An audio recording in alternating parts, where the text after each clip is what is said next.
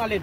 तुमचा उद्देश हा आहे. मी आता योगाकडे होतो म्हणून तुम्हाला तर इथे ज्या प्लॉटवरती आला तुम्ही आतापर्यंत पाहिले, तुम्ही मँगो फॅक्टरी पाहिली, कल्चर पाहिलं असेल, ते पाहिलं असेल. हा प्लॉट जो पाहतो आपण, हा आंब्याचा प्लॉट आहे. तर आंब्याचे इथे 3 प्रकारच्या जाती लावलेल्या आहेत: केशर, रत्न आणि हापूस. आणि याची लागवड जी हाय डेन्सिटी पद्धतीप्रमाणे केली. हाय डेन्सिटी म्हणजे अति घनदाट लागवड. अगोदर काय व्हायचं, पारंपरिक पद्धतीत लागवड करायची. आपले जे आजोबा वडील वगैरे जे होते, पारंपरिक पद्धतीत 10 मीटर बाय 10 मीटरवरती लागवड करायची. आपण ही 3 बाय 2 मीटरवरती लागवड केली. त्यामुळे काय झालंय, रोपांची म्हणजे झाडांची संख्या वाढली. एकरी झाडांची संख्या तुमची वाढली. जिथे आपले 100 रोपं बसतात, तिथे आपल्याला 333 रोपं इथे बसत आहेत. 333 रोपं बसल्यामुळे तुमचं उत्पन्न वाढलं. तिसरा फायदा असा आहे की आपण हे दरवर्षी याची कटिंग करावं लागतं, प्रूनिंग करावं लागतं, छाटणी करावं लागते. त्यामुळे काय होतंय, आपल्याला फवारणी करायला, फळं तोडायला हे सोयीस्कर पडतं. त्याची उंची कमी असते ना, त्यामुळे आपल्याला फवारणीला खर्च कमी येतो, काढणीला खर्च कमी येतो, रोकडे जास्त पडत नाही. तिसरी गोष्ट म्हणजे आपण याला बेडवरती लावले, बेड सिस्टीम केली आहे. त्याला वीड मॅट वापरली आहे. वीड मॅट म्हणजे आपण काय म्हणतो, तण विहित आच्छादन. तर वीड मॅट अशी तिथे वापरली आहे. त्यामुळे आपल्याला तणचं प्रमाण कमी होतं. तणचं प्रमाण कमी झालं म्हणजे आपला खर्च कमी होतो.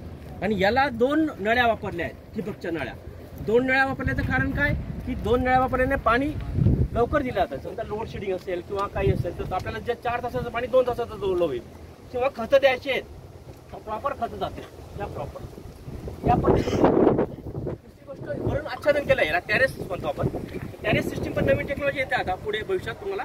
टॅरेस सिस्टीममध्ये काय व्हायचं मला, तर उन्हापासून संरक्षण. आता हा जो आंबा म्हणा किंवा काही फळं पिके हे उन्हाळ्यात येतात, त्याला उन्हापासून प्रोटेक्शन मिळते.